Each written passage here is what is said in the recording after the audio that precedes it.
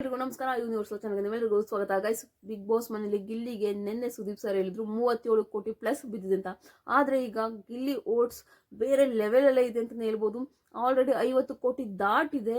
ಅಂದ್ರೆ ಇವತ್ತು 10 ಗಂಟೆವರೆಗೂ ವೋಟಿಂಗ್ ಲೈನ್ಸ್ ಓಪನ್ ಇರುತ್ತೆ, ಬೆಳಗ್ಗೆ 10 ಗಂಟೆವರೆಗೂ.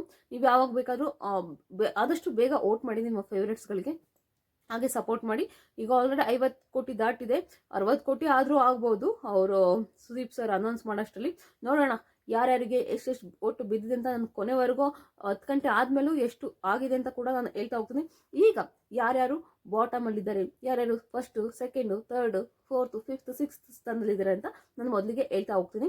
ಈಗ 6ನೇ ಸ್ಥಾನ ಅಂದ್ರೆ ಬಾಟಮ್ ಅಲ್ಲಿ ಇರೋದು ರಘು ಸರ್. ಅವ್ರಿಗೆ ಬಿದ್ದಿರುವ ಓಟುಗಳು 10,56,05,991 ಓಟ್ಸು ರಘು ಸರ್ ಬಿದ್ದಿದೆ.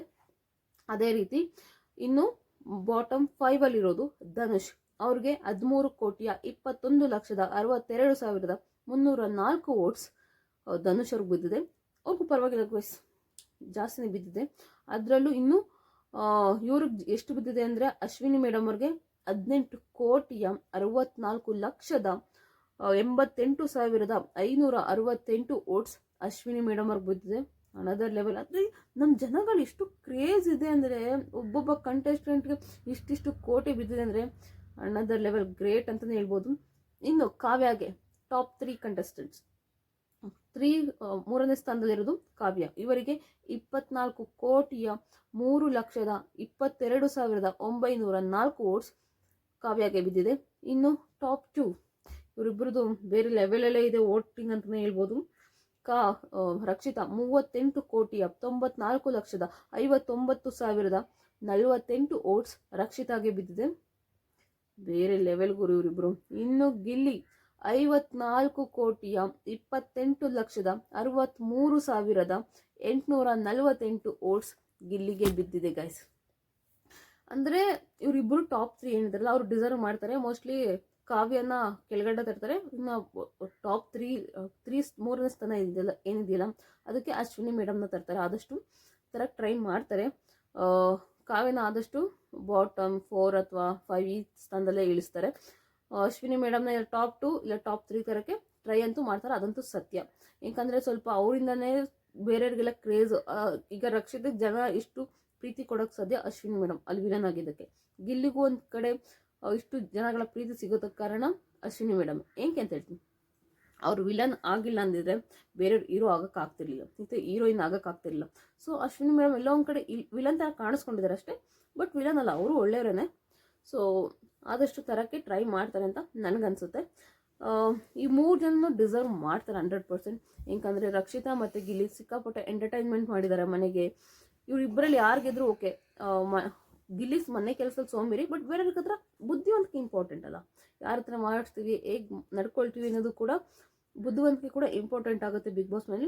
ಅವ್ನು ತುಂಬ ಯಾರ ಹತ್ರ ಹೆಂಗೆ ಮಾತಾಡ್ಕೊಂಡು ಯಾರ ಹತ್ರ ತನ್ನ ಕೆಲಸ ಮಾಡಿಸ್ಕೋಬೇಕು ಅದೆಲ್ಲ ಚೆನ್ನಾಗಿ ಮಾಡಿಸ್ಕೊಳ್ತಿದ್ದ. ಗೇಮ್ ಅಂತ ಬಂದರೆ 100% ಅವ್ನು ಟ್ರೈ ಅಂತೂ ಮಾಡಿದ್ದಾನೆ. ಬಟ್ ಟ್ರೈ ಮಾಡಾದ್ಮೇಲೆ ನಂಗೆ ಗೆಲ್ಲಿಲ್ವಲ್ಲ ಅಂತ ಬೇಜಾರು ಮಾಡಿಕೊಂಡು ಅಲ್ಲೋದೆಲ್ಲೂ ಮಾಡಿಲ್ಲ. ಎಲ್ಲೋ ಒಂದು ಕಷ್ಟ ತೋರಿಸ್ಕೊಂಡಿಲ್ಲ ಅವನ್ನ ಒಂದೇನಿದೆಯಲ್ಲ ವೀಕ್ನೆಸ್ಸು ಅದು ಯಾರಿಗೂ ತೋರಿಸಿಲ್ಲ. ಅದೇ ಒಂದು ಪ್ಲಸ್ ಪಾಯಿಂಟ್ ಆಗಿತ್ತು ಬಿಗ್ ಬಾಸ್ ಮನೇಲಿ. ಬೇರೆಯವರೆಲ್ಲ ಏನಾರ ಒಂದು ಸೋತ್ರೆ ಸಾಕು, ಏನಾರ ಒಂದು ಮಾತು ಬಂದರೆ ಸಾಕು, ಏನೋ ಒಂದೊಂದು ಅವ್ರ ವೀಕ್ನೆಸ್ ತೋರಿಸ್ಕೊಬಿಡ್ತಿದ್ರು. ಅದೇ ಪಾಯಿಂಟ್ ಇಟ್ಕೊಂಡು ಗಿಲ್ಲಿ ಎಲ್ಲರನ್ನೂ ಆಟ ಆಡ್ಸಿರೋದು ಇಲ್ಲಿವರೆಗೂ. ಸೊ ಹಾಗಾಗಿ ರಕ್ಷಿತನೂ ಅಷ್ಟೇ, ಅವಳು ವೀಕ್ನೆಸ್ ಯಾರಿಗೂ ಬಿಟ್ಕೊಟ್ಟಿಲ್ಲ ಇಷ್ಟು ದಿನ. ಅವಳು ಕನ್ನಡ ಸ್ವಲ್ಪ ಇದು ಅನ್ನೋದು ಬಿಟ್ಟರೆ ಎಲ್ಲರನ್ನೂ ತಿಂದಾಕಿದ್ದಾಳೆ ಬಿಗ್ ಬಾಸ್ ಮನೇಲಿ. ಗಿಲ್ಲಿನೂ ತಿಂದಾಕಿದ್ದಾಳೆ. ಗಿಲ್ಲಿ ಎಲ್ಲರಿಗೂ ಟಾರ್ಚರ್ ಕೊಡ್ತಾನೆ ಅಂದರೆ, ಗಿಲ್ಲಿಗೆ ಯಾರೋ ಒಬ್ರು ಟಾರ್ಚರ್ ಕೊಡೋರು ಇದ್ದಾರೆ ಅಂದರೆ, ಇರಿಟೇಟ್ ಮಾಡೋರು ಇದ್ದಾರೆ ಅಂದರೆ ಅದು 100% ರಕ್ಷಿತಾನೆ. ಸೊ ಹಾಗಾಗಿ ಇವರಿಬ್ಬರು ಕೂಡ ಟಾಪ್ 2 100% ಇರ್ತಾರೆ. ಇಲ್ಲ ರಕ್ಷಿತನ ಬಿಟ್ಟು ಟಾಪ್ 2ಗೆ ಅಶ್ವಿನಿ ಮೇಡಮ್ ತರಕ್ಕೂ ಟ್ರೈ ಮಾಡ್ತಾರೆ. ನಂಗೆ ಯಾರು ಬಂದರೂ ಓಕೆ. ರಕ್ಷಿತಾ ಇದ್ರೆ 100% ರಕ್ಷಿತಾ ಇಲ್ಲ ಗಿಲ್ಲಿ ಯಾರೋ ಇಬ್ಬರು ವಿನ್ ಆಗ್ಬೋದು. ನೋಡೋಣ ಏನು ಮಾಡ್ತಾರೆ, ಏನು ಕತೆ ಏನೋ. ಈ ಬಿಗ್ ಬಾಸಲ್ಲಿ ಸರ್ ತುಂಬ ಟ್ವಿಸ್ಟ್ ಇಡೋಂಗೆ ಕಾಣಿಸ್ತಿದ್ದಾರೆ. ಸುದೀಪ್ ಸರ್ ಮಾತುಗಳಿರ್ಬೋದು, ಅಥವಾ ಸುದೀಪ್ ಸರ್ ಈಗ ಜನಗಳಿಗೆ ಟಾಂಗ್ ಕೊಟ್ಟು ರೀತಿ ಇರ್ಬೋದು, ಏನಕ್ಕೋ ಎಲ್ಲೋ ಮಿಸ್ ಹೊಡಿತಿದ್ದೆ. ನೋಡುವ ಯಾರಿಗೆ ಹೇಳ್ತಾರೆ, ಏನು ಕತೆ. ಯಾರಿಗಾದ್ರೂ ಖುಷಿನೇ.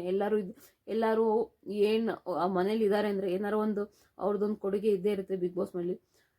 100% ಸುದೀಪ್ ಸರ್ ಹೇಳ್ದಂಗೆ ಯಾರಿಗಾದ್ರೂ ನಮಗೇನು ಬರಲ್ಲ. ಅಫ್ಕೋರ್ಸ್ ಅವರು ನಮ್ಗೆ ಎಂಟರ್ಟೈನ್ಮೆಂಟ್ ಮಾಡಿದ್ದಾರೆ ಅಂದಾಗ ನಾವು ಸಪೋರ್ಟ್ ಮಾಡ್ತೀವಿ. ಅದನ್ನು ಅವರು ಅರ್ಥ ಮಾಡಿಕೊಂಡು ನಮ್ಮ ಶೋಗೆ ಒಳ್ಳೇದಾಗಲಿ ಅಂತ ಅವರು ಜನಗಳು ಸಪೋರ್ಟ್ ಮಾಡಿದವ್ರನ್ನ ಗೆಲ್ಸಿದ್ರೆ ಅವ್ರ ಶೋ ಮುಂದೆ ಇಟ್ಟಾಗುತ್ತೆ. ಇದೇ ರೀತಿ ಒಬ್ಬೊಬ್ರಿಗೆ ಮೋಸ ಮಾಡ್ಕೊಂಡು ಹೋದ್ರೆ 100% ಇಟ್ಟಾಗಲ್ಲ.